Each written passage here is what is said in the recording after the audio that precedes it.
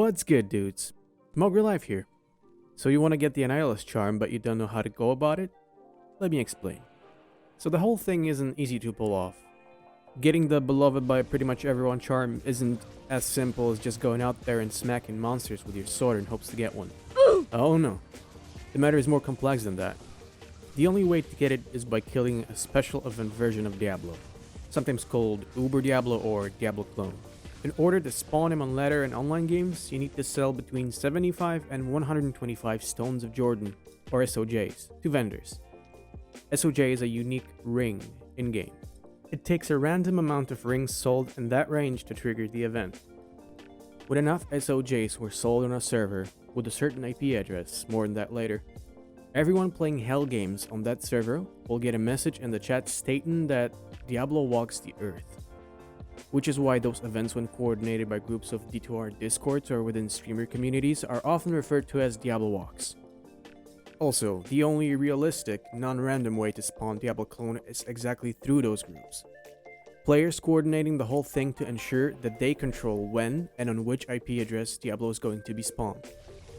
It's a group effort to obtain the SOJs as well as to coordinate the sales to vendors. When you successfully do all that, Diablo clone spawns. But where will he be? His spawn point is determined by a player encountering the first super unique monster. So you control where he spawns by deliberately visiting a certain super unique mob on the map. The most popular spawn place is where Eldritch the Rectifier is in Frigid Highlands in Act 5, due to close proximity to the waypoint and lots of space. Uber Diablo himself is a tough opponent, but characters that are traditionally good at killing Ubers and mini-Ubers from Uber Tristram should do the job just fine. So, if you're not discouraged by the aforementioned process, I'll try to explain how this whole thing works from the technical side of things. Bear with me. When you create a game online, whether it be through the lobby or just by playing one of your online characters, you do it on Blizzard servers. Each server has an assigned IP address to it, and it can host multiple game instances on that one address. As an example, let's say that you create a game and it's assigned to a particular Blizzard server. The IP address of the server is 34.88.111.243. This IP address can host between 1 and I think about 200 game instances on it. So if players in those 200-ish instances of games all sell the required 75 to 125 SOJs, Diablo will spawn in those games. How do you know which game are you joining and what IP address is it on? Unfortunately, there's no way to do it from within the game, so you have to resort to tools installed on Windows. For that, you can use the command prompt, or even better yet, by getting a program called TCPView, and this is what we're going to focus on today. Whilst using it, it's best for you to be in-game and minimized, otherwise it won't show you the connection.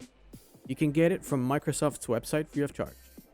After you install it and launch it, the program shows you many different programs and services associated with the TCP connections. But don't freak out. You can easily filter the output information to find what interests you the most. In our case, it's which server is our game instance on. In the search bar, you can type in the name of the game's process, which is d2r.exe.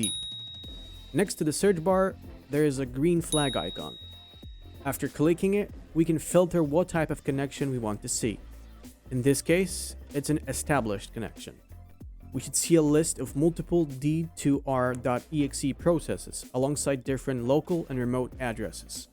Local addresses we can ignore, as they just show your IP address given to your PC by your router. The processes are associated with many different things, like connections established to Blizzard lobbies, the chat, or the like. So, to other game services basically. We're interested in one in particular, the one to the game server. This IP address usually starts with 34, 35, 108, or 158.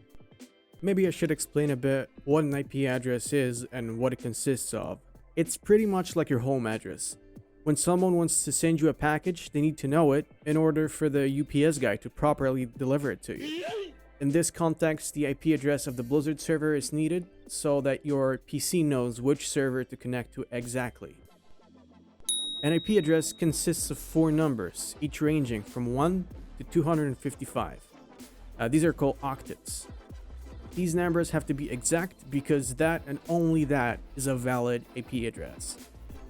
We will need that later to filter out addresses to irrelevant Blizzard servers. To be 100% sure which address is the correct one, you can have the window with TCPView open on another monitor, for example, and then join an online game from within Diablo 2.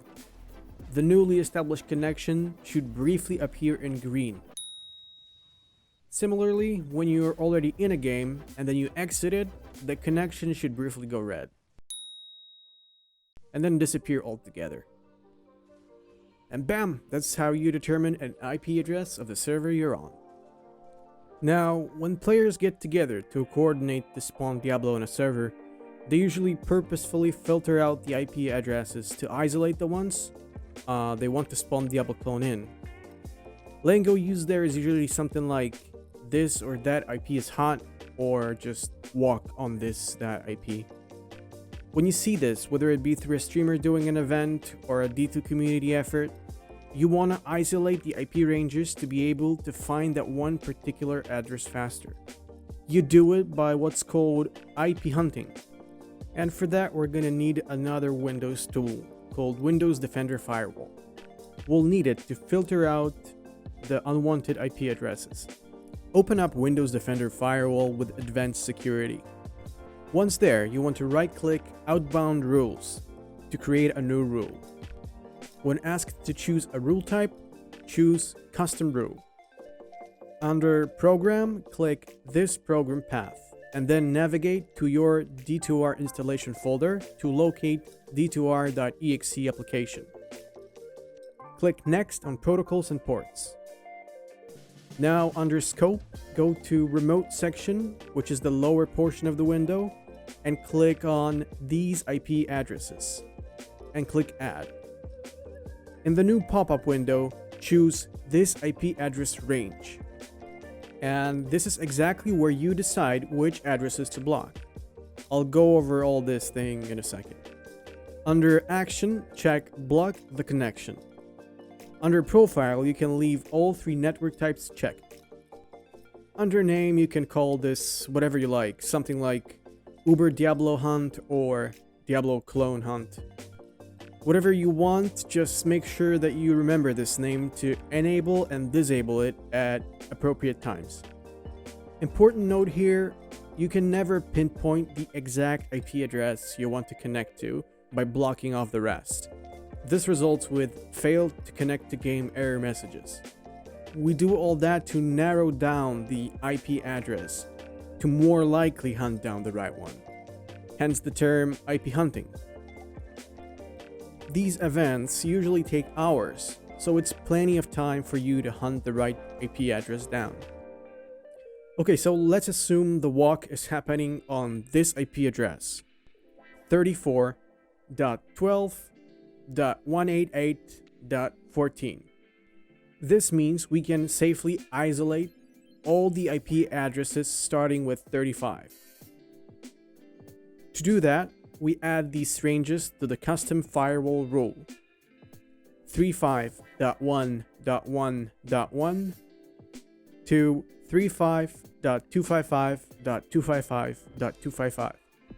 After that, you can further isolate servers starting with previously mentioned 158 octet by blocking the IP range of 158.1.1.1 to 158.255.255.255. Remember that for these rules to take effect, the firewall rule has to be enabled, as well as each time you narrow down the IP addresses, you must restart the game client. Have these rules enabled only for hunting, and remember to disable them when you just play regular games. Just for your peace of mind, in case you were wondering, none of these described processes will get you in trouble, by the way. It's not against Blizzard's user agreement. Anyways dudes, hope this shed some light on how this whole deal with Diablo clones and IP hunting works. If you have any questions, you can leave them in the comment section down below, and I'll try my best to answer them. Alright, that's it.